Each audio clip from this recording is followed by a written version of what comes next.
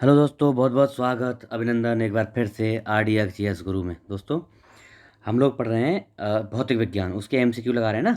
तो भौतिक विज्ञान में नया चैप्टर नाभिकीय भौतिकी आज पढ़ेंगे। नाभिकीय भौतिकी के MCQ, ठीक है। चलो बिना समय गवाए शुरू करते हैं। नाभिकीय भौतिकी, तो पहला क्वेश्चन है, निम्नलिखित में से कौन सुमेलित नहीं है बताना है। तो देखो, मेसान की खोज हिडेकियुकोवा सही है, पहला सही है। पॉजिट्रॉन की खोज CD एंडरसन और UF हेस, ये भी सही है। सूर्य तथा तारों में ऊर्जा उत्पादन का सिद्धांत किसने दिया? HA बेथे ने दिया है, सही है, ये भी सही है।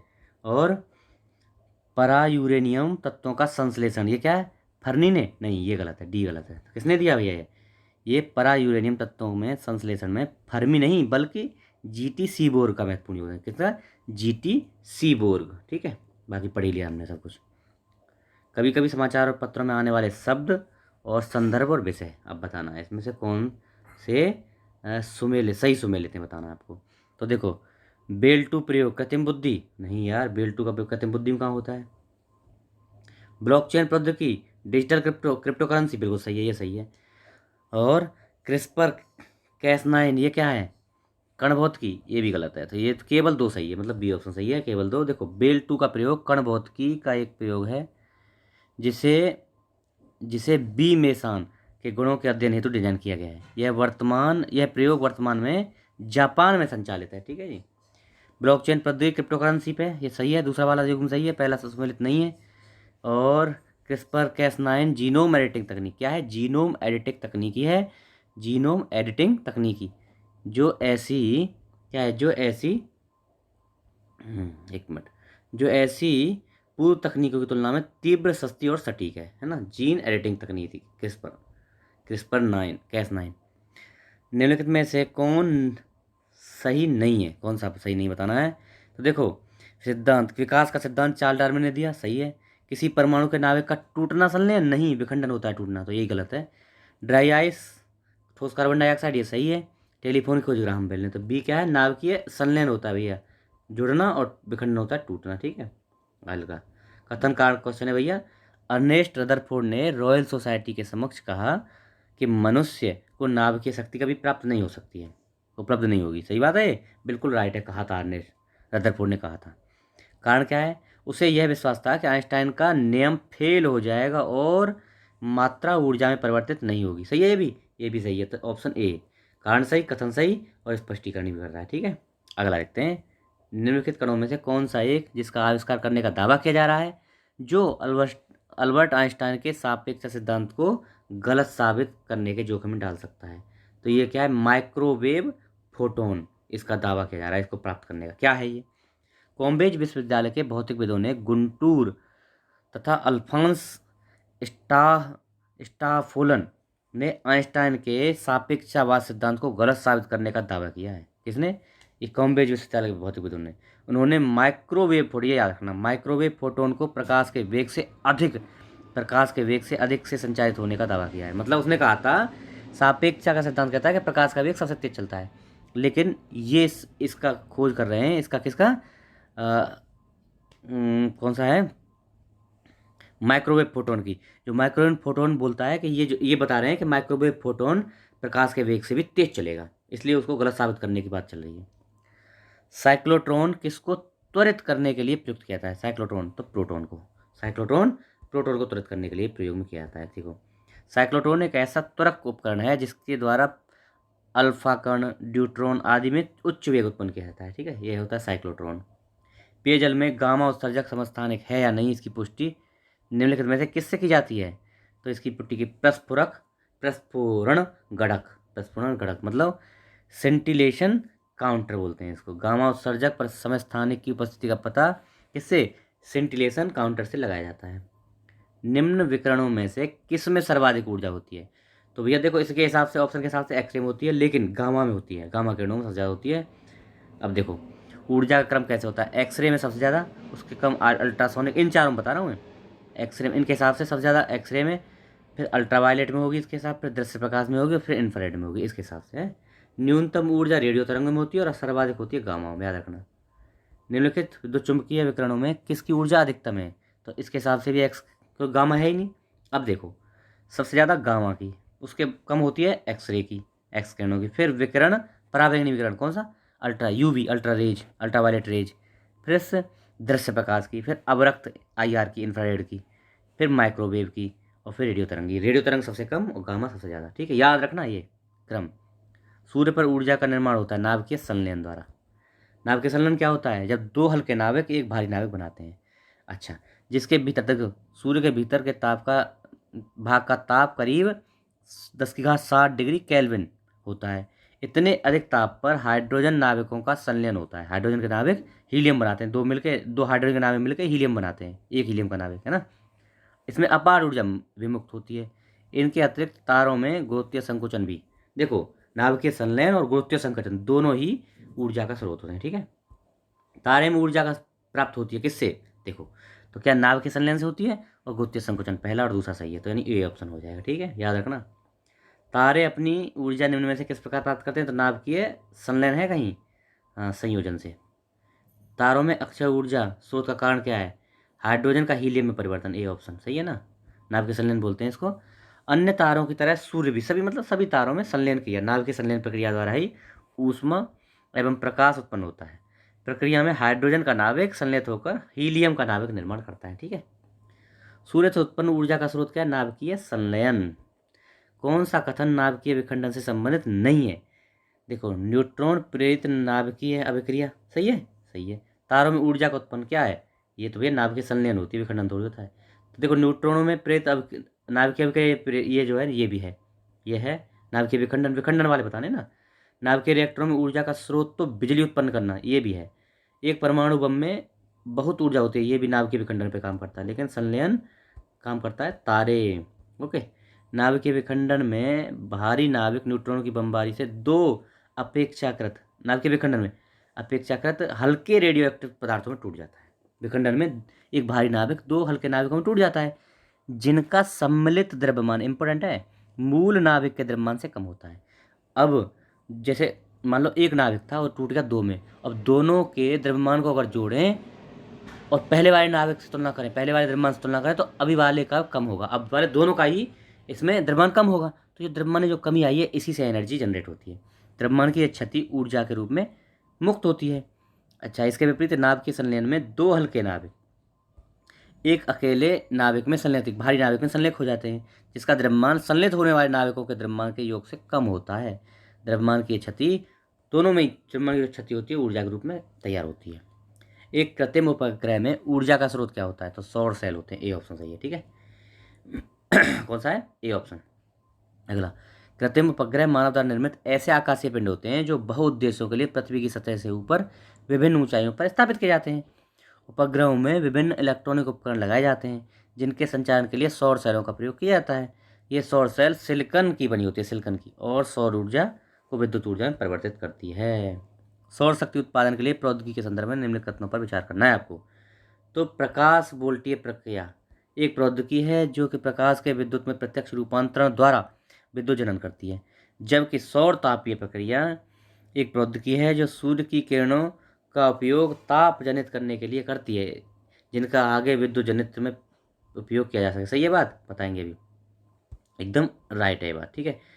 प्रकाश वोल्टीय प्रक्रिया क्या, ये गलत दे दिया, देखो ये डीसी देती है, और जबकि तापीय कौन, सौर तापीय प्रक्रिया एसी देती है, उल्टा दे रखा है। प्रकाश वोल्टीय डीसी करंट देती है और सौर तापीय एसी देती है, इसलिए गलत हो गया दूसरा। अगला, भारत के पास तापीय प्रौद्योगिकी के लिए विनिर्माण आधार है, किंतु प्रकाश वोल्टीय प्रौद्योगिकी के लिए नहीं, ये भी गलत है। प्रकाश वोल्टीय के लिए भी है, तो केवल एक सही है, ठीक है। चलो अगला देखते हैं, बाकी तो पढ़ लिया हमने। सौर तापीय प्रणालियाँ प्रकाश वोल्टीय प्रणालियों से भिन्न है, क्योंकि ये सौर ऊर्जा के द्वारा तापीय ऊर्जा का जनन करती हैं, जिसका आगे विद्युत जनन प्रयोग किया जाता है। देखो भारत के पास प्रकाश वोल्टीय प्रौद्योगिकी के लिए भी विनिर्माण आधार है। अब देखो अगला पढ़ना है, सौर ऊर्जा का प्रयोग पृष्ठीय पंपों यानी सरफेस पंपों को चलाने के लिए हो सकता है, और समरसीबल पंपों के लिए नहीं, गलत है ये बात, हो सकता है समरसीबल के लिए भी, है ना। दूसरा, सौर ऊर्जा का प्रयोग अपकेंद्री सेंट्रीफ्यूगल पंप्स को चलाने के लिए हो सकता है, पिस्टन वाले पंपों को नहीं, ये भी गलत है। पिस्टन वाले पंप, सब पंपों को, तो पिस्टन वाले भी चला सकता है, समरसेबल भी, सरफेस पंप भी, है ना, सबको चला सकता है, तो ये बात दोनों ही गलत हो गई, ठीक है। देखो, सौर जल पंप एक ऐसा विद्युत पंप है जिसमें विद्युत एक या अधिकाधिक फोटोवोल्टिक पैनल द्वारा प्रदान की जाती है। सौर पंप और सौर ऊर्जा का प्रयोग पृष्ठीय पंप और समरसीबल दोनों के लिए होता है। सौर पंप ऊर्जा का प्रयोग अपकेंद्रीय तथा पिस्टन पंप वाले के लिए भी कर सकते, दोनों के लिए कर सकते हैं। ठीक है। अगला, भारत प्रकाश वोल्टीय इकाइयों के प्रयोग में आने वाले सिलिकॉन वेफर्स का दुनिया में तीसरा नहीं 11वां है। तीसरा नहीं 11वां, एक पहला गलत। सौर ऊर्जा शुल्क का निर्माण, सौर ऊर्जा शुल्क का निर्माण भारतीय सौर ऊर्जा निगम, ये भी गलत है। दोनों ही गलत है, इसमें भी कौन सही है, दोनों गलत हैं। देखो, भारत सिलिकॉन वेफर सेमीकंडक्टर में उत्पादन 11वें रैंक पे, प्रथम स्थान पर चीन, पहले चीन, फिर जापान और दक्षिण कोरिया है। भारतीय सौर ऊर्जा निगम सेकी और नवीन एवं नवीकरणीय ऊर्जा मंत्रालय के अधीन सार्वजनिक क्षेत्र एक निगम है।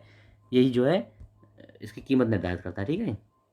अगला देखते हैं, नवीकरणीय ऊर्जा परियोजना के विकास और कार्यान्वयन के संबंध में एकीकृत कार्यक्रम के लिए योजना बनाना और निष्पादन करना है। भारत में सौर ऊर्जा शुल्क का निर्धारण केंद्रीय विद्युत नियामक CERC, केंद्रीय विद्युत नियामक आयोग और राज्य विद्युत नियामक आयोग SERC द्वारा प्रतिस्पर्धी बोली के कम्पिटिटिव बिडिंग होती है, उसके द्वारा किया जाता है। कौन सा तत्व सोलर सेल में प्रयोग किया जाता है, तो कौन सा होता है, सिलिकॉन होता है। कौन सा इंपॉर्टेंट है, सिलिकॉन होता है ना, सिलिकॉन का उपयोग होता है। अगला, प्रकाश वोल्टीय सेल होते हैं क्या, सौर सेल होते हैं। सौर सेल या प्रकाश वोल्टीय सेल एक विद्युतीय उपकरण है जो प्रकाश वोल्टीय प्रभाव द्वारा प्रकाश ऊर्जा को सीधे विद्युत ऊर्जा में बदल देता है। फोटो वोल्टीय सेल संबंधित है किससे, सौर ऊर्जा से।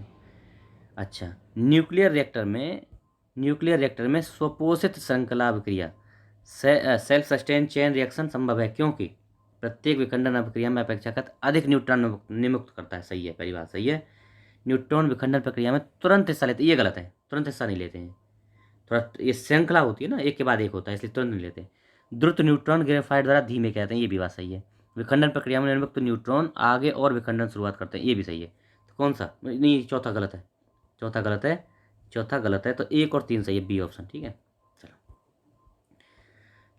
है ना। अब देखो, नाभिकीय रिएक्टर एक विशेष प्रकार की आणविक भट्टी है जिसमें ईंधन के रूप में क्या, यूरेनियम 235 और प्लूटोनियम 239, यूरेनियम 235, प्लूटोनियम 239 का प्रयोग किया जाता है। इसमें श्रृंखला अभिक्रिया नियंत्रित होती है। जब इन विस्फोटक पदार्थों पर न्यूट्रॉन की बमबारी की जाती है तो नए न्यूट्रॉन उत्पन्न होते हैं। न्यूट्रॉन की गति धीमी करने के लिए हल्का जल, भारी जल, ग्रेफाइट, बेरिलियम ऑक्साइड को मंदक के रूप में प्रयोग करते हैं। इस प्रकार नाभिकीय रिएक्टर स्वपोषित श्रृंखला अभिक्रिया संभव है। 1 और 3 सही, 2 और 4 गलत। परमाणु रिएक्टर क्या है, तो क्या है, आणविक भट्टी है एक। नाभिकीय संलयन रिएक्टरों के विषय में निम्नलिखित कथनों पर विचार करना है। वे भारी नाविकों के विखंडन के सिद्धांत पर नहीं, जोड़ने पर भाई, साधारणतया उनकी टोकमैक डिजाइन होती है, राइट है। वे बहुत अधिक तापक्रम पर कार्य करते हैं, ये भी राइट है। 2 और 3 सी ऑप्शन। ओके। अरे भाई, नाभिकीय संलयन तो मतलब विखंडन पर काम नहीं करते, संलयन नहीं करते, जोड़ना पर काम करते हैं, है ना। ओके। नाभिकीय संलयन अभिक्रिया ताप नाभिकीय अभिक्रियाएं पर काम करते हैं। इन्हीं को क्या होता है, थर्मो न्यूक्लियर रिएक्शन कहते हैं इनको, क्योंकि ये अभिक्रियाएं बहुत ऊंचे ताप पर होती हैं, इसलिए इनको थर्मोन्यूक्लियर रिएक्शन कहते हैं। साधारणतः नाभिकीय संलयन रिएक्टरों की टोकमैक डिजाइन होती है। ओके। नाभिकीय रिएक्टर और परमाणु बम में क्या अंतर है, नाभिकीय रिएक्टर में श्रृंखला अभिक्रिया नियंत्रित होती है, ये अंतर है, बी ऑप्शन। ठीक है, बाकी उसमें अनियंत्रित होती है परमाणु बम में। ओके, यही है। सेम नाभिकीय बम समान सिद्धांत का काम करते हैं दोनों, रिएक्टर और बम भी, लेकिन नाभिकीय रिएक्टर में नाभिकीय विखंडन मंदक द्वारा नियंत्रित किया जाता है, जबकि नाभिकीय बम में अभिक्रिया अनियंत्रित होती है। ठीक है, चलो। आधुनिक आयुर्वैज्ञानिक विज्ञान में नाभिकीय औषधियाँ दैनंदिन और उपचार के प्रभावी उपचारों के रूप में प्रयोग उभर रही हैं। ये वास्तव में क्या है, ये क्या है, रेडियो आइसोटोप हैं। जैसे सोडियम है, कोबाल्ट है, ये सब क्या है, रेडियो आइसोटोप्स हैं। चलो, भारत में प्रचुर मात्रा में उपलब्ध महत्वपूर्ण नाभिकीय ईंधन थोरियम है भैया, थोरियम का मुख्य स्रोत मोनजाइट है। थोरियम केरल, झारखंड, तमिलनाडु, आंध्र प्रदेश, राजस्थान में मिलता है। थोरियम, भारत में थोरियम का अनुमानतः भंडार 4.5 लाख टन है, बहुत है भाई, बहुत भंडार है अपने पास। एक रेडियोधर्मी जैविक तत्व जिसके भारत में सबसे बड़े भंडार है किसके, थोरियम के हैं। कुछ लोगों का सोचना है कि तेजी से बढ़ रही ऊर्जा की जरूरत को पूरी करने के लिए भारत को थोरियम को नाभिकीय ऊर्जा के रूप में, भविष्य के ईंधन के रूप में विकसित करने के लिए शोध और विकास किए जाने चाहिए। इस संदर्भ में थोरियम यूरेनियम की तुलना में कैसे अधिक लाभकारी हो सकता है, बताओ। प्रकृति में यूरेनियम की तुलना में थोरियम में कहीं अधिक भंडार है, तो भाई बिल्कुल सही है भंडार तो है। उत्खनन प्राप्त खनिज से मिलने वाली प्रति इकाई द्रव्यमान ऊर्जा की तुलना में थोरियम प्राकृतिक यूरेनियम की तुलना में कहीं अधिक ऊर्जा देता है। ये भी सही है, थोरियम ज़्यादा ऊर्जा देता है, ये भी सही है। थोरियम यूरेनियम की तुलना में कम नुकसानदेह अपशिष्ट उत्पाद करता है, ये भी सही है। तीनों ही सही है, डी ऑप्शन, ठीक है, ये सब सही है। अगला देखो, भारत अंतर्राष्ट्रीय ताप नाभिकीय प्रायोगिक reactor international thermonuclear experimental reactor का एक महत्वपूर्ण सदस्य है, भारत इसका सदस्य है। यह प्रयोग सफल हो जाता है तो भारत का तत्कालिक लाभ क्या हो जाएगा, इंपॉर्टेंट है ये समझना पहले। क्या हो गया, यह विद्युत उत्पादन के लिए संलयन यानी फ्यूजन फ्यूजन टेक्नोलॉजी का यूज करेगा, जिसमें क्या है ऊर्जा कम में ही ज़्यादा मिल जाएगी, ठीक है, ये हो जाएगा। अंतर्राष्ट्रीय ITER अंतर्राष्ट्रीय ताप नाभिकीय प्रायोगिक रिएक्टर एक अंतर्राष्ट्रीय नाभिकीय संलयन अनुसंधान अभियांत्रिकी है और महापरियोजना है, ठीक है। इस परियोजना का लक्ष्य प्लाज्मा भौतिकी के प्रायोगिक अध्ययन से आगे बढ़ाकर बड़े स्तर पर विद्युत उत्पादन में संलयन रिएक्टरों का निर्माण करना, संलयन रिएक्टर है। अगला, भारत के संदर्भ में अंतर्राष्ट्रीय परमाणु ऊर्जा एजेंसी IAEA एक अतिरिक्त नवाचार यानी एडिशनल प्रोटोकॉल का अनुसमर्थन करने का निहितार्थ क्या है, क्यों करता है, तो कारण बताना है आपको 32 का। क्या है भैया, तो इसका कारण है असैनिक परमाणु रिएक्टर यानी IAEA के रक्षोपाय के अधीन आ जाते हैं, मतलब उसी के अंडर आ जाएंगे असैनिक जो है। देखो, एडिशनल प्रोटोकॉल जो अंतर्राष्ट्रीय परमाणु ऊर्जा एजेंसी IAEA तथा किसी भी व्यक्तिगत देश के मध्य वार्तालाप का कानूनी दस्तावेज है, एडिशनल प्रोटोकॉल, ठीक है। राज्य के व्यापक सुरक्षा उपायों के निरीक्षण के अधिकार भी रखता है। अच्छा, इस प्रोटोकॉल के तहत IAEA द्वारा निगरानी सुविधाओं को बढ़ाया जाएगा और हथियारों का निर्माण के लिए प्रयोग में लाए जाने वाले गैर रक्षा सुविधाओं का इस पर असर नहीं होगा। अतिरिक्त प्रोटोकॉल की वजह से सुरक्षा को बढ़ावा मिलेगा, बड़े परमाणु तकनीकों के आयात में वृद्धि होगी, भारत में परमाणु निर्यात के आंकड़ों में संग्रहित सुनिश्चित करेगा। इस बात की गारंटी देगा कि सामानों को अनधिकृत उपयोग के लिए नहीं बांटा जा रहा है। ओके, भारत में जो परमाणु रिएक्टर IAEA सुरक्षा उपायों के अधीन रखे जाते हैं, अन्य सुरक्षा के अधीन नहीं रखे जाते, क्या कारण है, यूरेनियम का प्रयोग। देखो क्या होता है इसमें, कुछ आयातित यूरेनियम का प्रयोग करते हैं, कुछ घरेलू। देखो क्यों, कुछ तो रखे जाते हैं उसके IAEA के, कुछ नहीं रखे जाते, क्या कारण है। देखो, खरीदार देशों द्वारा यूरेनियम का उपयोग केवल ईंधन उत्पादन के लिए किया जाए, न कि हथियार के लिए, ये बात का इनके IAEA द्वारा ये बताया गया, सुनिश्चित किया जाता है। अच्छा, इसलिए भारत के कुछ परमाणु रिएक्टरों को आयातित यूरेनियम कुछ परमाणु रिएक्टर आयातित यूरेनियम का प्रयोग करते हैं, जबकि अन्य घरेलू का प्रयोग करते हैं। इसलिए देखो, वर्तमान में भारत में 22 नाभिकीय रिएक्टर संचालित हैं, जिसमें 14 रिएक्टर IAEA के सुरक्षा उपायों के अधीन है, बाकी 8 नहीं है, ठीक है। तो वही है, बाहर से अगर यूरेनियम खरीद रहे हैं तो वो हैं और अंदर वाले नहीं। निम्नलिखित में कौन सा तत्व परमाणु ईंधन की श्रेणी में नहीं आता है, तो कैडमियम नहीं आता है, बाकी ये सब आते हैं ना। कैडमियम रेडियोएक्टिव पदार्थों का परमाणु ईंधन के रूप में प्रयोग किया जाता है, कैडमियम रेडियोएक्टिव पदार्थ नहीं है, अतः यह परमाणु श्रेणी में नहीं आता है। कैडमियम की छड़ द्वारा परमाणु रिएक्टरों में मंदक के रूप में प्रयोग किया जाता है, अणुशक्ति से संबंधित नहीं है, तो क्या नहीं है, क्रोमियम नहीं है, क्रोमियम अणुशक्ति से संबंधित नहीं है, खनिज है एक, है। अच्छा, निम्नलिखित में से कौन ईंधन नहीं है, ईंधन नहीं है कौन सा, हीलियम नहीं है, हीलियम तो गैस है भाई, अक्रिय गैस है। कौन सा, किसका नाभिकीय ईंधन के रूप में प्रयोग नहीं किया जाता है, तो क्या कैल्शियम, कहाँ कैल्शियम, तो भैया कैल्शियम हड्डियों, अंडे, छिलके, शंख, मोलस्क समुदाय में पाई जाती है, मुख्य अवयव है उनका। यह दूध में सर्वाधिक मात्रा में पाया जाता है, इसका नाभिकीय ईंधन के रूप में प्रयोग नहीं किया जाता है। किसका परमाणु ईंधन के रूप में प्रयोग नहीं किया जाता है, तो ये लेड का कहाँ होता है, लेड PB। चलो, नाभिकीय ईंधन या परमाणु ईंधन उस सामग्री को कहते हैं जिसे विखंडन या नाभिकीय संलयन की प्रक्रिया द्वारा नाभिकीय ऊर्जा उत्पादन की जाती है, जिसमें यूरेनियम 235 है, प्लूटोनियम 239 ये यूज होते हैं। न्यूक्लियर बम बनाने के लिए निम्नलिखित में से किसका प्रयोग किया जाता है, बताओ, तो यूरेनियम का। देखो, नाभिकीय या परमाणु बम नाभिकीय संलयन, नाभिकीय विखंडन दोनों प्रकार की नाभिकीय अभिक्रियाओं से बनाए जा सकते हैं। परमाणु बम में विस्फोटित होने वाला पदार्थ यूरेनियम और प्लूटोनियम दोनों होते हैं। प्लूटोनियम ऑप्शन में नहीं था इसलिए गलत हो गया है, तो केवल यूरेनियम सही था। परमाणु बम का सिद्धांत, परमाणु बम नाभिकीय विखंडन पर, B ऑप्शन, विखंडन पर काम करता है। हाइड्रोजन बम नाभिकीय संलयन पे। अब देखो, रेडियो धर्मिता एक नाभिकीय गुण है, बिल्कुल सही है। नाभिकीय विखंडन के सिद्धांत पर हाइड्रोजन बम नहीं, नाभिकीय संलयन पर काम करता है। कौन सा सही है, केवल एक सही है, ये ऑप्शन। नाभिकीय गुण है हाइड्रोजन बम, नाभिकीय संलयन पर काम, न्यूक्लियर फ्यूजन पर काम करता है। अगला देखो, परमाणु बम का कार्यकारी सिद्धांत यूरेनियम तथा नाभिकीय विखंडन और हाइड्रोजन बम का कार्यकारी सिद्धांत है नाभिकीय संलयन, ए ऑप्शन सही है, नाभिकीय संलयन।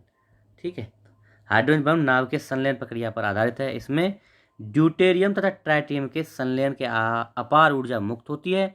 यह अनियंत्रित संलयन अभिक्रिया पर आधारित है, अनियंत्रित संलयन होता है इसका। ठीक है, 42 हो गए क्वेश्चन, आधे हो गए, 84 क्वेश्चन है इसमें, 43 से कल करेंगे। ठीक है, तो अगर चैनल पर नए हैं तो आप इसको सब्सक्राइब कर लीजिए, लोगों को बताइए, शेयर वेयर करिए। ओके, शेयर करते रहिए, बताते रहिए। Okay, thank you so much. तैयारी में लगे रहिए भाई, तो बिना तैयारी कुछ होगा नहीं। ओके, जय हिंद, थैंक यू।